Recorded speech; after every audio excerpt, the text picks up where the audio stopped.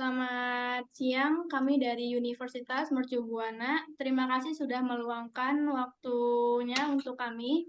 Sebelum wawancara dimulai, perkenalkan, nama saya Zakiatun Nisa Salsabila, dan ini partner saya, Maisa Hilda Putri.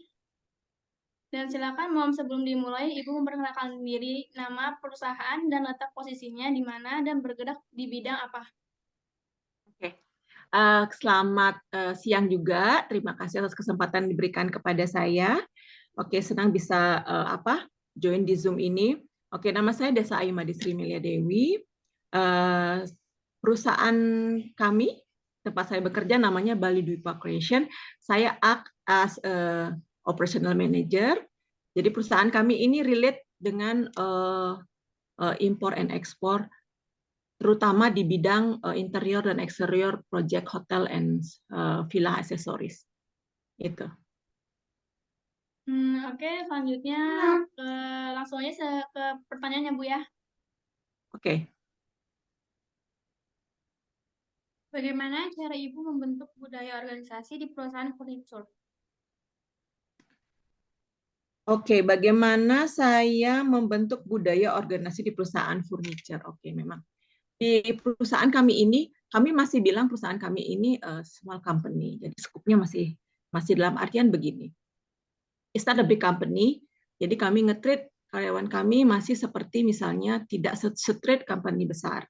Jadi bagaimana kita menghandle organisasi di perusahaan kami, dilihat dari dulu tahapan daripada kepemimpinan di sini. Jadi pertama ada CEO itu atasan saya, Pak Iwan, kemudian saya operational manager, kemudian kami punya head of drawing karena perusahaan kami bergerak di dalam interior dan eksterior, jadi ada head and drawingnya, kemudian ada QC team, habis itu ada ya bagian gudang. Nah, jadi bagaimana kami menghandle ini? Jadi kami masih istilahnya bekerja dalam suatu tim, karena ini adalah sebuah tim.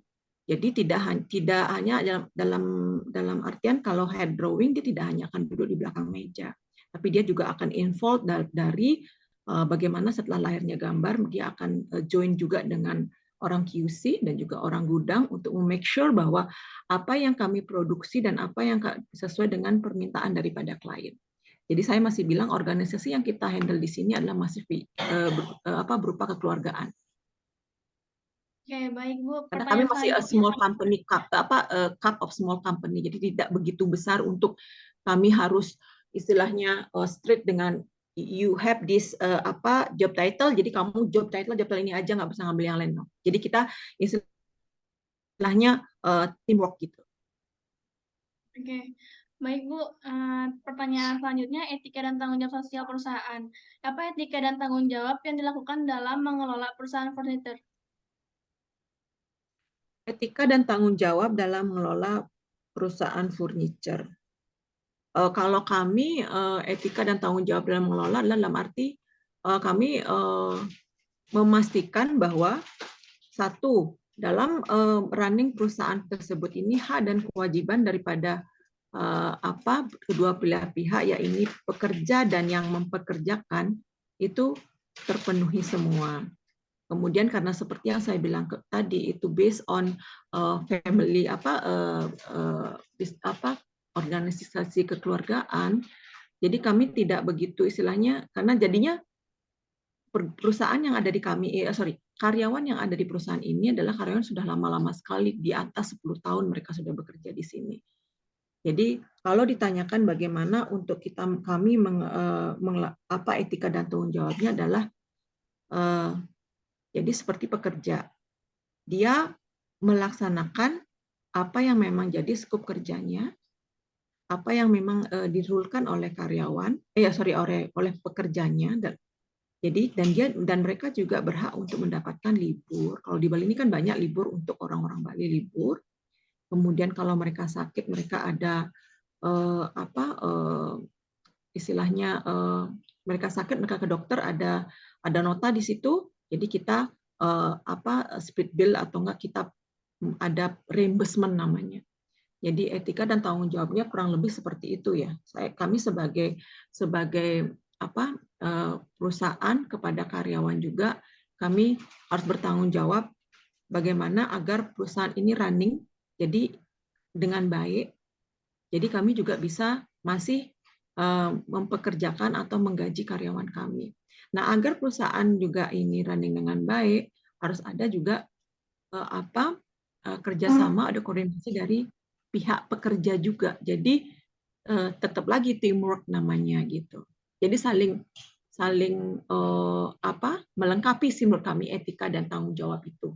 Nggak jauh-jauh dari itu ya. Oke, baik. Pertanyaan selanjutnya, perencanaan. Bagaimana jika di perusahaan Ibu tidak ada planning? Apa yang Ibu lakukan? Bagaimana jika perusahaan Ibu tidak ada planning? Sebenarnya kalau setiap perusahaan harusnya ada planning, tidak bisa nggak ada planning. Jadi kalau in case, anggap kemarin kalau masalah yang unpredictable seperti masalah COVID ya. Nah, COVID itu kan berefek besar tuh. Kita nggak tahu itu ternyata ada, jebler ada. Jadi semua project yang sudah di depan mata kita yang kita planningkan memang akan turun ordernya sebentar. Yang akan turun ininya sebentar. Apa? Sebentar. Planningnya yang akan turun ternyata itu tidak turun dan itu berimbas ke istilahnya perusahaan kami. Jadi produksi juga tidak bisa sebanyak mungkin karena tidak boleh ada berkumpul. Kemudian dari owner juga mereka tidak bisa akan membuka resort ataupun projectnya karena memang tidak boleh ada pengumpulan orang. Jadi semua ini kan kayak COVID ini kan salah satu yang tidak betul-betul kita tidak kita lihat akan terjadi. Jadi di luar planning kita. Nah, apa yang harus kita lakukan?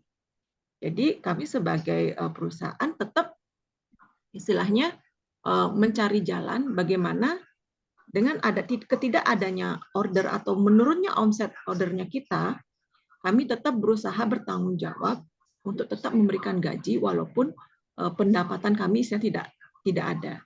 Nah, itu terus berlangsung selama 2 tahun ini kan. Kemudian pada suatu titik di mana kami harus jadi kembali lagi berdiskusi dengan staf ataupun ini daripada kita tidak memperkerjakan mereka lagi, kami akan bargain ke mereka apa sih yang harus kita lakukan lagi dengan ini.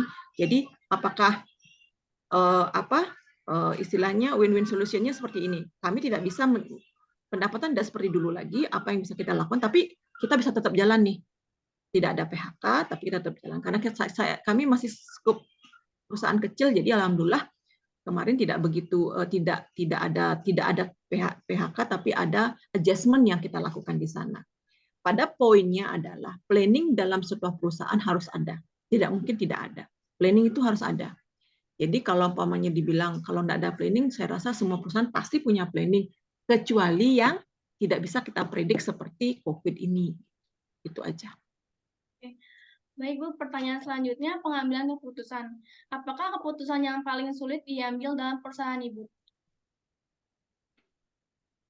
Sejauh ini, selama 16 tahun perusahaan kami, keputusan tersulit kami,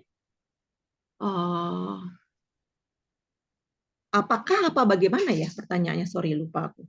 Apakah? Oh, apakah keputusan? Contohnya berarti ya? Ya.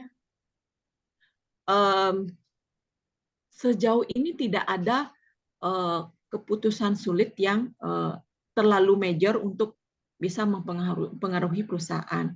Yang paling mempengaruhi perusahaan kemarin adalah keputusan pada saat kita mengalami COVID itu aja sebenarnya di kami.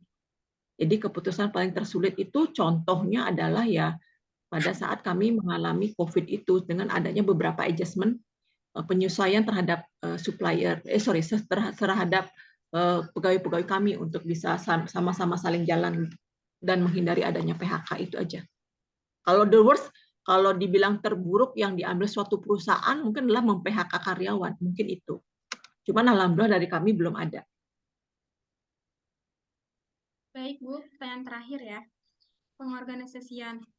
Apakah organisasi yang ada dalam perusahaan Ibu dengan efektif? Kalau iya, mengapa bisa? Bisa kasih alasan? Sejauh ini kami merasa organisasi atau pembagian kerja yang kami skup kerja yang kami ada di perusahaan kami cukup berjalan efektif ya sejauh ini. Kenapa saya bisa bilang begitu? Karena balik lagi contohnya seperti misalnya dulu sebelum COVID kami dengan teamwork ini ada aja yang kami bisa pokoknya dari scope project ini ke project yang ini ke yang ini. Kemudian itu berjalan dengan lancar. Jadi kami saling istilah saling mengisi gitu. Kemudian kalau contohnya pada saat COVID, jadi dengan adanya COVID sedikitnya pekerjaan itu jadi tetap bisa kami berusaha agar seefektif mungkin. Jadi mengambil pekerjaan yang di luar yang istilahnya yang untuk biasanya pekerjaan kemarin kan untuk menservis tamu dalam artian menjalankan order ataupun follow up order. Tapi karena ordernya turun, omset turun, jadi kami mengefektifkan para staf untuk mengerjakan hal-hal lain. Sejauh ini apakah jadi karena gudang kami begitu banyak ini jadi cek stok gudang dulu, memerapikan gudang, kemudian jadi mengulang stok beberapa barang yang leftover dari klien yang kami bisa foto, bisa cek kondisinya. Kalau kami bisa pakai, kami pakai. Kalau enggak, kami stok dulu. Tapi dengan setiap barang itu atau packingan kami kasih tulisan atau banner ini barangnya apa. Jadi saya bisa bilang kami cukup efektif organisasi di kami. Baik Ibu, segitu saja pertanyaan dari kami berdua. Terima kasih sudah menjawab pertanyaan-pertanyaannya dan meluangkan waktu Ibu untuk kami interview. Semoga perusahaan Ibu kedepannya makin sukses, makin maju ya Bu ya. Ya, amin. Amin. Terima kasih banyak. Iya, terima kasih banyak juga buat Bella dan Keisha ya. Aisyah. Siapa temannya? Sorry? Aisyah. Ya. Oke. Terima kasih banyak juga. Semoga ini membantu. Kemudian semoga sukses juga di masa depannya. Lebih semangat dalam memproses ke masa depan. Thank you ya.